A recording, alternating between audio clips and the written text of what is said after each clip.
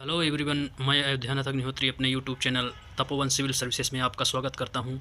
आज हम चर्चा करेंगे जुलाई सीटेट का एग्ज़ाम जो होगा उसका एक टॉपिक है एसएसटी का अक्षांश एवं देशांतर, जिसके बारे में आज हम पढ़ेंगे। इसमें हम जानने का प्रयास करेंगे कि हमारी पृथ्वी गोलाकार नहीं है, ध्रुवों पर थोड़ी चपटी है। पृथ्वी का अक्ष एक काल्पनिक रेखा को हम मानते हैं, वैसी कोई रेखा है नहीं, लेकिन हम उस काल्पनिक रेखा को पृथ्वी का अक्ष से उसको दो बराबर भागों में बांटती है जो, और उसी अक्ष पर पृथ्वी पश्चिम से पूर्व दिशा की ओर घूमती है। जैसा कि आपने बचपन में कभी लट्टू घुमाया हो या कुम्हार का जो पहिया होता है, ठीक उसी प्रकार से, लेकिन इसकी दिशा पश्चिम से पूर्व की ओर है। ये क्वेश्चन आता है कि पृथ्वी किस दिशा की ओर घूर्णन करती है, तो पृथ्वी पश्चिम से पूर्व दिशा की ओर घूर्णन करती है और अपने अक्ष पर घूर्णन करती है। फिर हम बात करते हैं, पृथ्वी पर एक काल्पनिक रेखा होती है जिसे 0 डिग्री अक्षांश रेखा या भूमध्य रेखा या विषुवत रेखा कहते हैं। तो ये 3 नामों से आती है, या तो 0 डिग्री अक्षांश रेखा देगा, या आपको विषुवत रेखा बोलेगा, या भूमध्य रेखा, जो पृथ्वी को 2 बराबर भागों में बांटती है। ये सब काल्पनिक रेखाएं हैं, वास्तविक ऐसा कुछ भी नहीं है। ग्लोब इसका मॉडल है, पृथ्वी को प्रदर्शित करने का एक आदर्श मॉडल है। तो जो 0 डिग्री विषुवत रेखा है, इसके ठीक उत्तर दिशा के आधे भाग को हम उत्तरी गोलार्ध एवं उसके ठीक दक्षिण दिशा के आधे गोलार्ध को दक्षिणी गोलार्ध कहते हैं। इसमें जब हम उत्तर की ओर जाते हैं तो 23.5 डिग्री जो अक्षांश रेखा है उसको हम बोलते हैं कर्क रेखा। तो क्वेश्चन आता है कि विषुवत रेखा के या भूमध्य रेखा के या 0 डिग्री अक्षांश रेखा के उत्तर 23.5 डिग्री पर कौन सी रेखा स्थित है? तो कर्क रेखा स्थित है। या पूछेगा कि कर्क रेखा उत्तरी अक्षांश में कितने डिग्री पर स्थित है? तो 23.5 डिग्री पर। पृथ्वी अपने अक्ष पर 23.5 डिग्री झुकी भी है इस प्रकार से। और दक्षिणी ध्रुव पर यदि हम देखेंगे 23.5 डिग्री पर, तो उसको हम मकर रेखा बोलते हैं। उसके बाद 23.5 के बाद 66.5 डिग्री उत्तरी अक्षांश को हम आर्कटिक वृत्त बोलते हैं, और 66.5 डिग्री दक्षिणी अक्षांश को हम अंटार्कटिक वृत्त बोलते हैं। इस प्रकार से ये अक्षांश रेखाएं हैं। अक्षांश रेखाएं कहते किसे हैं? तो विषुवत रेखा से, अर्थात 0 डिग्री भूमध्य रेखा या 0 डिग्री अक्षांश रेखा जिसे बोलते हैं, तो विषुवत रेखा से उत्तर या दक्षिण के स्थान से विषुवत रेखा से कोणीय दूरी को, उस स्थान का अक्षांश कहा जाता है। और समान अक्षांशों को मिलाने वाली रेखाएं, काल्पनिक रेखा को ही अक्षांश रेखा कहते हैं। इनकी संख्या 180 या 179, दो में से कोई ऑप्शन में एक ही आएगा।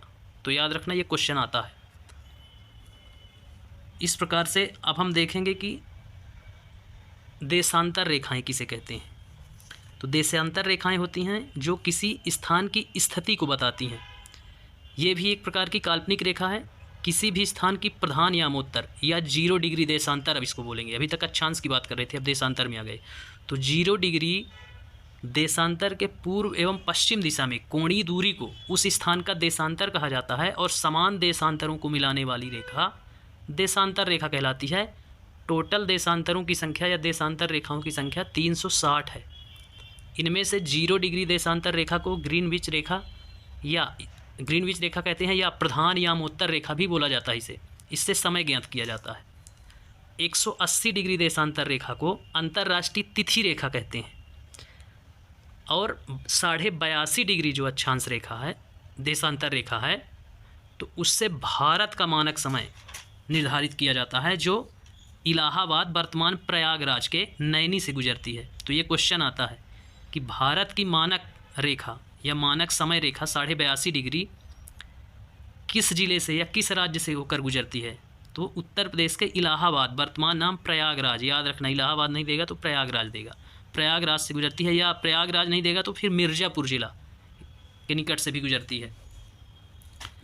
और ये जो 82.5 डिग्री भारत का मानक समय है, ये 0 डिग्री देशांतर से 5.5 घंटे आगे है, क्योंकि 0 डिग्री और 82.5 डिग्री, एक 0 डिग्री देशांतर से 1 डिग्री देशांतर, फिर 1 डिग्री से 2 डिग्री देशांतर, इस प्रकार 2 देशांतरों के बीच का जो समय है वो 4 मिनट होता है। तो 82.5 डिग्री में आप 4 का गुणा कर देंगे तो लगभग 5.5 घंटा आ जाएगा। इस प्रकार भारत का मानक समय 5.5 घंटा आगे चल रहा है। अब हम देखते हैं इस पाठ में ये चर्चाएं होगी। इसमें आपको पृथ्वी पर कुछ कटिबंध पाए जाते हैं, जिनको 3 कटिबंधों में मुख्यतः बांटा गया है। तो पहला है उष्ण कटिबंध, दूसरा है शीतोष्ण कटिबंध और तीसरा है शीत कटिबंध। तो हम बात करते हैं उष्ण कटिबंध की। तो 0 डिग्री अक्षांश से लेकर के 23.5 डिग्री उत्तरी एवं 23.5 डिग्री दक्षिणी अक्षांश के बीच वाले एरिया को हम बोलते हैं उष्ण कटिबंध। यहाँ सूर्य की स्थिति वर्ष में कम से कम एक बार लंबवत जरूर होती है और उसके ऊपर 23.5 डिग्री उत्तर या 23.5 डिग्री दक्षिण से लेकर के 66.5 डिग्री उत्तरी एवं 66.5 डिग्री दक्षिणी अक्षांश के बीच का जो होता है उसको हम बोलते हैं शीतोष्ण कटिबंध। और 66.5 डिग्री उत्तरी अक्षांश से लेकर के ध्रुवों के मध्य उत्तर एवं ध्रुवों के मध्य दक्षिण को हम शीत कटिबंध बोलते हैं। इस प्रकार हम 3 कटिबंधों का अध्ययन करेंगे इसके अंतर्गत। तो आइए अब चलते हैं, देखते हैं इस पाठ के अंदर क्या है। तो पिछले अध्याय में आप पढ़ चुके हैं कि हमारी पृथ्वी गोलाकार नहीं है, यह उत्तर एवं दक्षिण ध्रुवों पर थोड़ी चपटी है, मध्य में थोड़ी उभरी हुई है। क्या आप कल्पना कर सकते हैं कि यह कैसी दिखती है? इस संबंध में जानकारी प्राप्त करने के लिए आप अपनी कक्षा में सावधानीपूर्वक ग्लोब देखिए।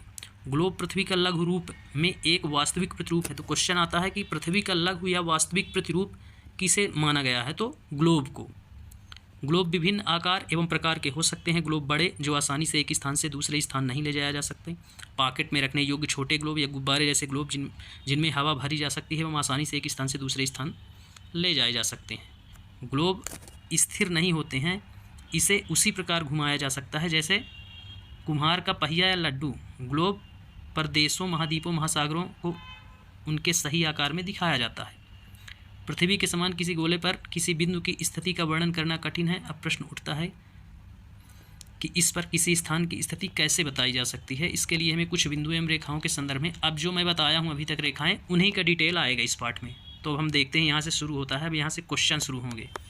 आप देखेंगे कि एक सुई ग्लोब में झुकी हुई अवस्था में स्थित होती है जिसे अक्ष कहा जाता है। ठीक, ग्लोब पर वे 2 बिंदु जिनसे होकर सुई गुजरती है उत्तर एवं दक्षिण ध्रुव हैं। ग्लोब को इस सुई के चारों ओर पृथ्वी की भांति पश्चिम से पूर्व, मैं बताया था कि पृथ्वी पश्चिम से पूर्व की ओर घूमती है। तो यहाँ ये क्वेश्चन आता है कि पृथ्वी किस दिशा की ओर घूर्णन करती है? तो पृथ्वी पश्चिम से पूर्व की ओर घूर्णन करती है। तो इसको आप नोट कर लो नोट्स में अपने। लेकिन याद रखें, इन दोनों में अंतर यह है कि पृथ्वी पर वास्तव में ऐसी कोई सुई नहीं है। जैसा कि मैं बताया हूँ कि ये सब काल्पनिक रेखाएं हैं जो बता रहा हूँ। एक्चुअल में ऐसी कोई रेखा वहाँ खींची नहीं है, कोई आज तक देखा है। ये सिर्फ काल्पनिक डेटा है। यह अपने अक्ष पर चारों ओर घूमती है, जो एक काल्पनिक रेखा है, वही चीज़ बताता है। एक अन्य काल्पनिक रेखा भी ग्लोब को 2 बराबर भागों में बांटती है, इसे विषुवत वृत्त, वही जो मैं बताया था 0 डिग्री अक्षांश को ही विषुवत वृत्त बोलेंगे, विषुवत रेखा बोलेंगे, भूमध्य रेखा बोलेंगे। तो वो क्वेश्चन करेगा कि 0 डिग्री अक्षांश रेखा को किस नाम से जाना जाता है? विषुवत रेखा, भूमध्य रेखा या विषुवत वृत्त? तो आप ध्यान रखना इसको। पृथ्वी के उत्तर में स्थित आधे भाग को उत्तरी गोलार्ध एवं ये जो विषुवत वृत्त है 0 डिग्री भूमध्य रेखा या विषुवत रेखा, इसके उत्तर वाले आधे भाग को उत्तरी गोलार्ध एवं दक्षिण वाले आधे भाग को दक्षिणी गोलार्ध कहते हैं। तो पृथ्वी को कितने गोलार्धों में बांटा गया है? तो पृथ्वी को 2 गोलार्धों में। एक हो गया उत्तरी गोलार्ध और एक हो गया दक्षिणी गोलार्ध। तो क्वेश्चन ये भी कभी कभार पूछ लेता है कि पृथ्वी को कितने गोलार्धों में बांटा गया है? तो 2 में, उत्तरी गोलार्ध और दक्षिणी गोलार्ध। ये दोनों बराबर के आधे भाग होते हैं। इस प्रकार विषुवत वृत्त पृथ्वी पर एक काल्पनिक वृत्त बनाती है एवं यह पृथ्वी पर विभिन्न स्थानों की स्थिति बताने का सबसे महत्वपूर्ण संदर्भ बिंदु है।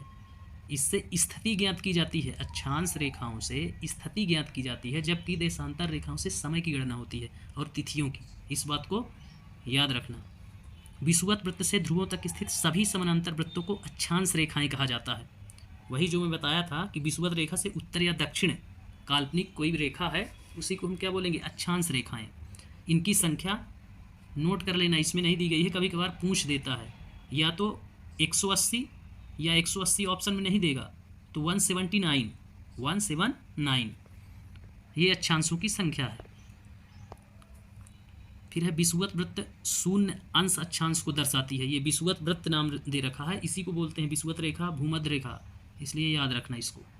चूंकि विषुवत वृत्त से दोनों तरफ ध्रुवों के बीच की दूरी पृथ्वी के चारों ओर के वृत्त का 1/4 है, तथा इसका माप होगा 360 का 1/4 यानी 90 डिग्री। इस प्रकार 0 डिग्री जो विषुवत रेखा है उससे 90 डिग्री जो उत्तरी अक्षांश है, तो 90 डिग्री में उसको, तो 90 लाइनें वो हो गई और 90 नीचे, इस प्रकार 180। तो जो लास्ट के होते हैं वो डॉट रूप में होते हैं, इसलिए एक को नहीं गिना जाता है। तो ऑप्शन में या तो 180 देगा या 179 देगा। तो 90 उत्तरी गोलार्ध में 90 अंश और 90 दक्षिणी गोलार्ध में। इस प्रकार विषुवत वृत्त के उत्तर की सभी समांतर रेखाओं को उत्तरी अक्षांश एवं विषुवत वृत्त के दक्षिणी स्थित सभी समांतर रेखाओं को दक्षिणी अक्षांश कहते हैं। इसलिए प्रत्येक अक्षांश के मान के साथ उसकी दिशा यानी उत्तर या दक्षिण भी लिखा जाता है। सामान्यतः इसे उ या दा, उ का मतलब उ बिंदु का मतलब उत्तरी एवं द डॉट का मतलब दक्षिणी अक्षर से व्यक्त किया जाता है। उदाहरण के लिए महाराष्ट्र में चंद्रपुर एवं ब्राज़ील, दक्षिण अमेरिका में बेलो होरिजोंटे दोनों एक ही अक्षांश 20 डिग्री अक्षांश पर स्थित हैं, लेकिन चंद्रपुर विषुवत वृत्त के 20 अंश उत्तर में एवं बेलो होरिजोंटे विषुवत वृत्त के दक्षिण में स्थित है। इसलिए हम कहते हैं कि चंद्रपुर 20 डिग्री उत्तरी अक्षांश पर एवं बेलो होरिजोंटे 20 डिग्री दक्षिणी अक्षांश पर स्थित है। ये आपको डायग्राम दिया गया है, इसमें आप देख सकते हैं कटिबंध, ये 0 से 23.5 डिग्री और ये 0 से 23.5 डिग्री, उत्तरी एवं दक्षिणी दोनों के बीच के एरिया को बोलते हैं उष्ण कटिबंध। फिर 23.5 से 66.5 इसको बोलते हैं शीतोष्ण कटिबंध, और 66.5 से यहाँ पर ध्रुव होता है, ध्रुव 66.5 से ये ध्रुवों की ओर 90 डिग्री के बीच में, इसको बोलते हैं शीत कटिबंध, शीत कटिबंध। इसी प्रकार दक्षिण में भी रहेगा, तो उत्तर दक्षिण दोनों को काउंट करना है। तो ये कटिबंध आगे मिलेंगे पढ़ने के लिए। अब आते हैं कुछ महत्वपूर्ण अक्षांशों के बारे में जान लेते हैं। विषुवत वृत्त 0 डिग्री को बोलते हैं, विषुवत रेखा 0 डिग्री अक्षांश को, भूमध्य रेखा 0 डिग्री अक्षांश को, उत्तरी ध्रुव 90 डिग्री को तथा दक्षिणी ध्रुव 90 डिग्री अक्षांश दक्षिणी को।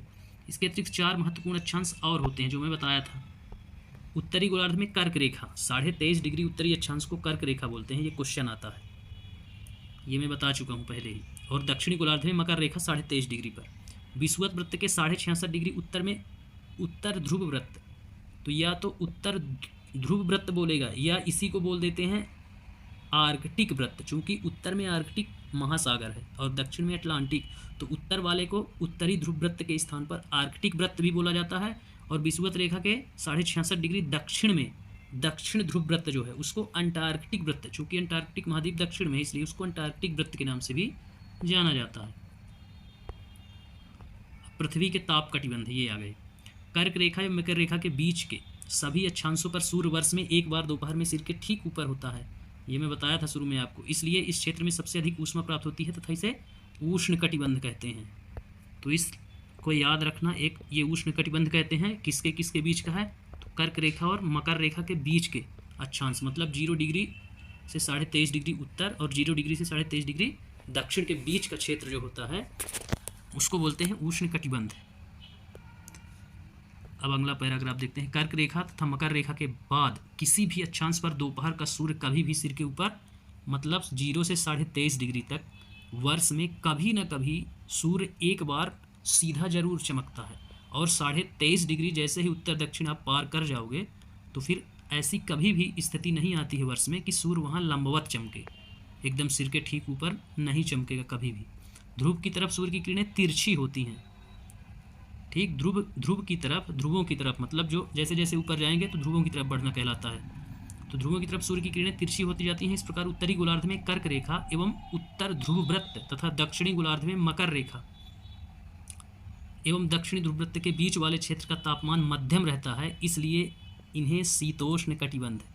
तो या तो रेखाओं के नाम देगा या फिर डायरेक्ट वो अक्षांश लिख देगा कि 23.5 डिग्री उत्तरी अक्षांश से 66.5 डिग्री उत्तरी अक्षांश एवं 23.5 डिग्री दक्षिणी अक्षांश से 66.5 डिग्री दक्षिणी अक्षांश के बीच के अक्षांशों को किस नाम से जाना जाता है, तो शीतोष्ण कटिबंध। तो इसको याद रखना। ये शीतोष्ण कटिबंध कहा जाता है। तो ये कर्क रेखा से उत्तरी ध्रुव, चूँकि कर्क रेखा उत्तरी ध्रुव पर है तो उत्तरी वृत्त, उत्तरी वृत्त का नाम परिवर्तित कर देता है कभी कभी, आर्कटिक वृत्त लिख देता है। या दक्षिणी गोलार्ध में मकर रेखा जो है, तो मकर रेखा से दक्षिणी ध्रुव का वृत्त, इसको अंटार्कटिक वृत्त भी बोल देता है। तो याद रखना इसको। अभी हमने देखा था उष्ण कटिबंध जो 0 डिग्री से अक्षांश से लेकर के 23.5 डिग्री उत्तरी एवं 23.5 डिग्री दक्षिणी, या कर्क रेखा और मकर रेखा के बीच का क्षेत्र उष्ण कटिबंध था। अब उनके ऊपर का क्षेत्र किंतु 66.5 डिग्री के बीच का क्षेत्र कहलाएगा शीतोष्ण कटिबंध। अब इसके बाद आगे देखेंगे शीत कटिबंध। उत्तरी गोलार्ध में उत्तरी ध्रुव वृत्त एवं उत्तरी ध्रुव तथा दक्षिणी गोलार्ध में दक्षिणी ध्रुव वृत्त एवं दक्षिणी ध्रुव के बीच के क्षेत्र में ठंड बहुत होती है, क्योंकि यहाँ सूर्य की किरणें जो होती हैं तिरछी जाती हैं, ज़्यादा ऊपर नहीं आ पाती हैं, इसलिए शीत कटिबंध कहलाते हैं। तो इसको भी याद रखना, ये शीत कटिबंध। दक्षिणी ध्रुव, दक्षिण ध्रुव वृत्त या 66.5 डिग्री इसी को बोलते हैं, या आर्कटिक वृत्त। दक्षिणी ध्रुव वृत्त बोला है तो अंटार्कटिक वृत्त, और उत्तरी ध्रुव वृत्त ये जो है इसको बोलते हैं आर्कटिक वृत्त। और उत्तरी ध्रुव मतलब 90 डिग्री, 66.5 से 90 डिग्री उत्तरी और 66.5 डिग्री से 90 डिग्री दक्षिण के बीच के जो अक्षांश है उनको बोलते हैं शीत कटिबंध। एकदम नोट कर लेना इसको, कि क्वेश्चन इन्हीं से पूछेंगे और आप पकड़ नहीं पाएंगे यदि नहीं पढ़ेंगे तो।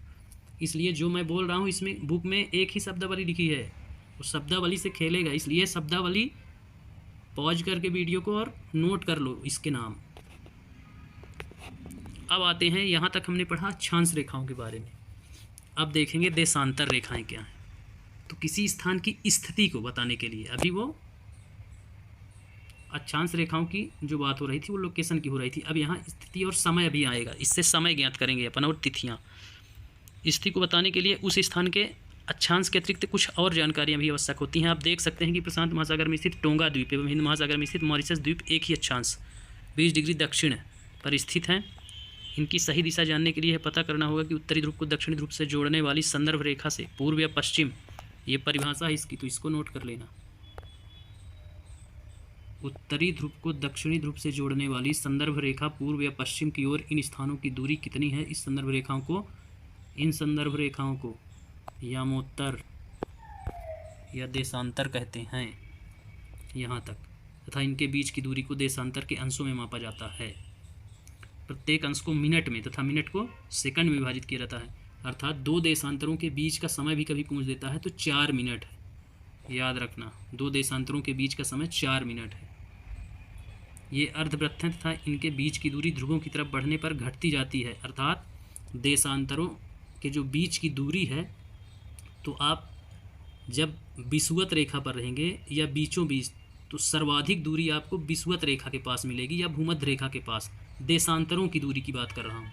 और जैसे जैसे देशांतर ध्रुवों की ओर जाएंगे और एक बिंदु पर मिलते हैं, तो ध्रुवों की ओर जाने पर उनकी दूरी कम होती है, अर्थात इनकी दूरी परिवर्तनशील है देशांतरों की। जबकि अक्षांश रेखाओं में ऐसा नहीं है, अक्षांश रेखाओं के बीच की दूरी हमेशा बराबर रहेगी, कभी भी ज़्यादा और कम नहीं होती है। 2 अक्षांशों के बीच की दूरी एकदम नियत है, बराबर है, जबकि देशांतरों की बीच की दूरी परिवर्तनशील है और यह परिवर्तित होती रहती है, जो ध्रुवों की ओर जाने पर कम होती जाती है और सर्वाधिक आपको भूमध्य रेखा पर मिलेगी। ध्रुवों पर यह शून्य हो जाती है, जहाँ सभी देशांतर यामोत्तर आपस में मिल जाते हैं। मैं बताया एक बिंदु में जाकर मिलेंगी सभी देशांतर रेखाएं, जबकि अक्षांश रेखाएं कभी एक दूसरे से नहीं मिलती हैं। तो क्वेश्चन में ये भी पूछता है कि कौन सी रेखाएं एक दूसरे को काटेंगी या एक दूसरे पर मिल जाती हैं। तो देशांतर रेखाएं, क्योंकि अक्षांश रेखाएं ना तो कभी एक दूसरे को क्रॉस करती हैं, ना ही एक दूसरे से मिलेंगी कभी, और उनके बीच की दूरी हमेशा समान रहेगी। अब अक्षांश रेखाओं में भिन्न सभी देशांतरीय यामोत्तर की लंबाई समान होती है, किंतु देशांतरों की लंबाई समान होगी, वहीं अक्षांशों की लंबाई कम और ज़्यादा होती है। चूँकि भूमध्य रेखा वाला एरिया यदि बॉल है, तो बॉल गेंद के जो सेंटर वाला एरिया है, तो उसमें यदि कोई गोला बनाओगे तो सबसे बड़ा होगा। तो क्वेश्चन में ये भी पूछ देता है कि कौन सा अक्षांश सर्वाधिक बड़ा होगा। तो 0 डिग्री अक्षांश या विषुवत रेखा या भूमध्य रेखा वाला अक्षांश सबसे बड़ा होगा। फिर उसके बाद 1 डिग्री अक्षांश उत्तरी, 1 डिग्री दक्षिणी, ऐसे 90 डिग्री तक उत्तर, 90 डिग्री, तो ये अक्षांश छोटे होते जाएंगे। जैसे जैसे आप ऊपर जाओगे छोटे होते जाएंगे और जाकर के एक डॉट बन जाएगा। अब जहाँ ब्रिटिश राज की वेधशाला स्थित है,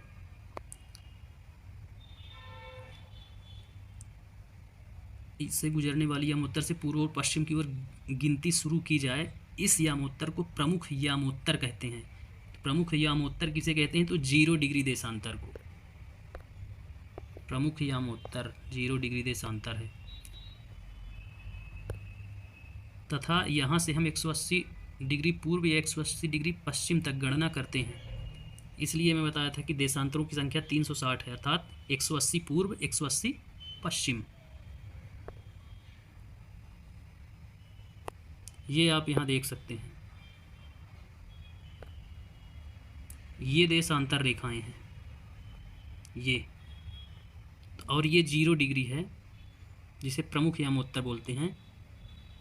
ठीक, ये मान लो आपकी भूमध्य रेखा है, ये जो डॉट डॉट गई है ना, ये वाली, ये भूमध्य रेखा है, इसको 0 डिग्री अक्षांश बोलते हैं।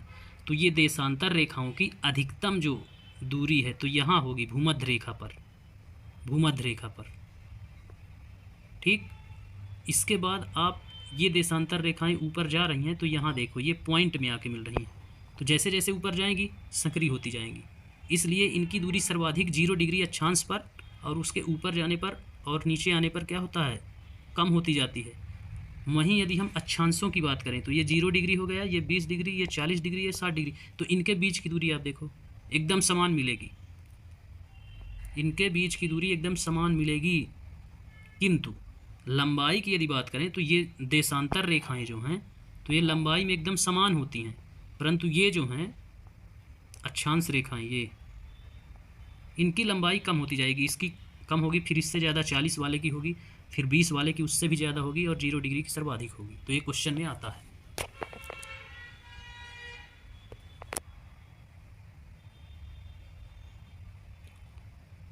अब हम बात करते हैं प्रमुख यामोत्तर तथा 180 डिग्री यामोत्तर मिलकर के पृथ्वी को 2 समान भागों में, पूर्वी गोलार्ध, अभी हम पढ़े थे अक्षांश रेखाएं, तो अक्षांश रेखाओं में उत्तरी गोलार्ध दक्षिणी गोलार्ध में, अब ये चूंकि पूर्व पश्चिम की दिशा में बढ़ती हैं, खींची जाती हैं, इसलिए ये बांटेंगी पूर्वी गोलार्ध और पश्चिमी गोलार्ध में। तो आधे भाग को पूर्वी गोलार्ध एवं पश्चिमी गोलार्ध में विभक्त करती हैं। इसलिए किसी स्थान के देशांतर के आगे पूर्व के लिए अक्षर पूर्वी तथा पश्चिम के लिए अक्षर प बना के बिंदी पश्चिमी बोला जाता है का उपयोग करते हैं। यह जानना रोचक होगा कि 180 पूर्व और 180 पश्चिम यामोत्तर एक ही रेखा पर स्थित हैं। अब ग्लोब पर अक्षांश समानांतर रेखाओं एवं देशांतरी यामोत्तर के द्वारा बनी ग्रिड, तो ये भी क्वेश्चन आता है कि जो ग्लोब पर अक्षांश और देशांतर रेखाएं खींची जाती हैं उनको किस नाम से जाना जाता है, तो उसको ग्रिड बोलते हैं। तो ये क्वेश्चन आता है, बनी ग्रिड अक्षांश और देशांतर यामोत्तर के द्वारा बनी ग्रिड को देखा जाता है। तो ये ग्रिड याद रखना, ग्रिड वाला आकार, ग्रिड आकार में होती हैं। अगर आपको किसी स्थान के अक्षांश एवं देशांतर की सही जानकारी हो तो ग्लोब पर आप उस स्थान का पता आसानी से लगा सकते हैं। उदाहरण के लिए असम में ढुबरी 26 डिग्री उत्तरी अक्षांश एवं 90 डिग्री पूर्वी देशांतर पर स्थित है। अब उस बिंदु को देखें जहां ये दोनों रेखाएं एक दूसरे को काटती हैं, यह बिंदु ढुबरी का सही स्थिति होगा, अर्थात ये हो गई अक्षांश और ये हो गई देशांतर। तो वो बोलता है 90 डिग्री पूर्व, तो 90 डिग्री पूर्व और ये 26 डिग्री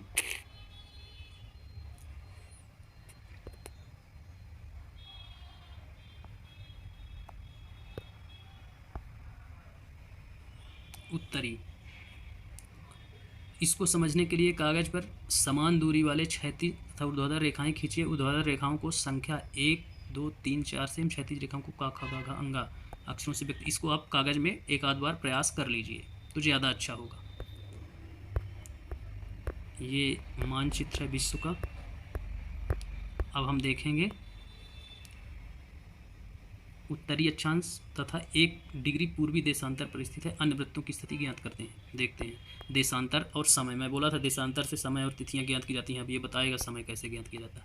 समय को मापने का सबसे अच्छा साधन पृथ्वी, चंद्रमा एवं ग्रहों की गति, सूर्योदय एवं सूर्यास्त प्रतिदिन होता है। अतः स्वाभाविक ही है कि यह पूरे विश्व में समय निर्धारण का सबसे अच्छा साधन है। स्थानीय समय का अनुमान सूर्य के द्वारा बनने वाली परछाई से लगाया जाता है। स्थानीय लोग आज भी, आप जाइए बुजुर्गों के पास बैठिए, वो आपको बता देंगे कि अभी लगभग टाइम इतना होगा, तो उतना ही रहता है। तो वो अनुमान लगा लेते हैं अपनी परछाई देखकर, जो दोपहर में सबसे छोटी होती है। सूर्योदय तथा सूर्यास्त के समय सबसे लंबी होती है। ग्रीनविच पर स्थित प्रमुख यामोत्तर पर सूर्य जिस समय आकाश के सबसे ऊंचे बिंदु पर होता है, उस समय यामोत्तर पर स्थित सभी स्थानों पर दोपहर होगी। इसको अंडरलाइन कर लो। जब ग्रीनविच प्रमुख यामोत्तर में सूर्य आकाश में ऊंचे बिंदु पर होगा, तो जितने भी यामोत्तर होंगे तो वहाँ पर क्या होगा, दोपहर होगी। चूँकि पृथ्वी पश्चिम से पूर्व की ओर चक्कर लगाती है, तो वह स्थान जो ग्रीनविच के पूर्व में है, उनका समय ग्रीनविच समय से आगे होगा। इसलिए हमारा देश पूर्व में स्थित है ग्रीनविच रेखा से 82.5 डिग्री पूर्व में। इसलिए हम 5.5 घंटा आगे हैं वहाँ के टाइम से। उनका समय पीछे होगा जो पश्चिम की ओर स्थित होंगे। समय के अंतर की दर की गणना निम्नलिखित विधि से की जा सकती है। पृथ्वी लगभग 24 घंटे में अपने अक्ष पर 360 डिग्री घूम जाती है, अर्थात 1 घंटे में 15 डिग्री। तो 1 घंटे में बराबर 60 मिनट, तो 1 घंटे में 15 डिग्री घूम रही है, तो 4 मिनट में 1 डिग्री घूमेगी। क्योंकि 1 घंटे में 60 मिनट, 60/15 कर दो ऐसे, 60/15 इससे काट दो तो आ जाएगा 4 मिनट आ गया। 4 मिनट में 1 डिग्री घूमेगी। इस प्रकार जब ग्रीनविच में दोपहर के 12 बजते हैं, तब ग्रीनविच से 15 डिग्री पूर्व में, 15 डिग्री पूर्व में कितने का अंतर आ रहा था, 1 डिग्री में 15, 1 घंटे में 15 डिग्री घूमती है, एवं 4 मिनट में 1 डिग्री। तो 15 डिग्री है तो 15 चाको 60, अंतर आ जाएगा 1 घंटे का। भाई 15 डिग्री यदि घूमती है तो आप सीधे करो ना, 1 डिग्री में जब 4 मिनट का अंतर है तो 15 गुणे 4, तो ये हो जाएगा 60 मिनट। 60 मिनट बराबर 1 घंटे।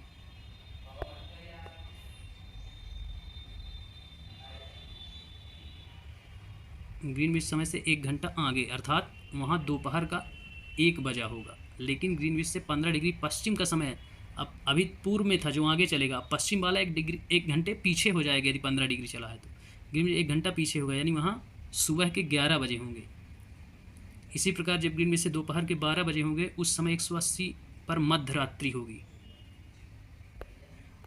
तो ये क्वेश्चन पूछता है, या तो अपने से भी दे देगा। आप याद रखना कि 1 डिग्री बराबर 4 मिनट या 15 डिग्री बराबर 1 घंटा। ऐसे यदि याद रहेगा तो आप निकाल लोगे कि पूर्व के समय, यदि ग्रीनविच से बोलता है पूर्व का समय और पश्चिम का समय, तो पूर्व का समय आपको बढ़ा देना है। बोलेगा ग्रीनविच में मान लो 12 बजा है, वो पूछता है 30 डिग्री पर क्या होगा, तो 12 यदि बजा है तो पूर्व है, तो आगे आगे रहेगा। यदि यहाँ 12 बजा है तो वहाँ 10 बजा रहेगा, तो यहाँ 12 ये पीछे चलेगा उससे। वहाँ जब बज जाएगा, सॉरी 10 नहीं 2 बज जाएगा, तब यहाँ 12 बजेगा। और यदि पीछे का समय बोला है 2 घंटे यदि पीछे करना है, तो यदि ग्रीनविच पर 12 बजा है तो वहाँ 10 बजा रहेगा उस समय।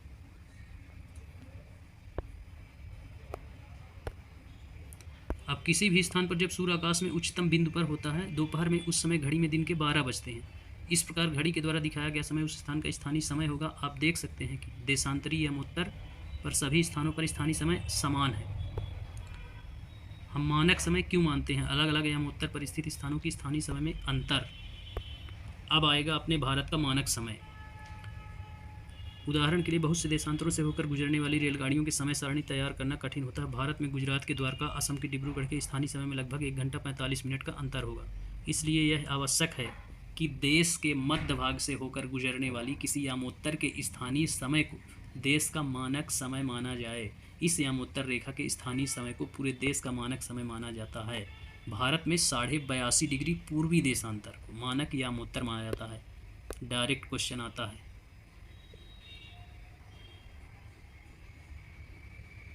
भारत में 182 डिग्री पूर्वी यामोत्तर को भारत का मानक समय माना जाता है। इसे भारतीय मानक समय के नाम से जाना जाता है। तो याद रखना, ये कबीर लिख दिया है, कबीर नहीं करीब होगा। करीब भोपाल के निकट एक छोटे से नगर में, कबीर, हाँ अच्छा नाम से उसने उदाहरण दिया। कबीर भोपाल के निकट एक छोटे से नगर में रहता है। वह अपने मित्र आलोक से कहता है कि वे आज रात्रि में नहीं सो पाएंगे। भारत और इंग्लैंड के बीच एक क्रिकेट मैच लंदन में 2 बजे अपराह्न, मतलब दोपहर में वहाँ 2 बजे शुरू होगा। तो जब हमारा टाइम आगे चल रहा है उनसे, तो 5.5 घंटा 2 में जोड़ दो।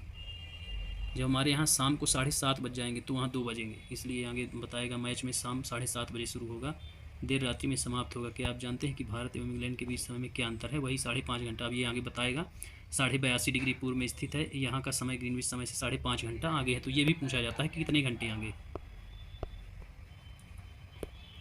इसलिए जब लंदन में दोपहर 2 बजेंगे, भारत में शाम 7:30 बजेंगे। कुछ देशों का देशांतरी विस्तार अधिक होता है, जिसके कारण वहाँ एक से अधिक मानक समय अपनाए गए हैं। उदाहरण के लिए रूस में 11 अपनाए गए हैं। पृथ्वी को एक घंटे वाले 24 समय क्षेत्रों में बांटा गया है। इस प्रकार प्रत्येक समय क्षेत्र 15 डिग्री देशांतर तक के क्षेत्र को घेरता है। तो रूस का भी याद रखना इस समय को,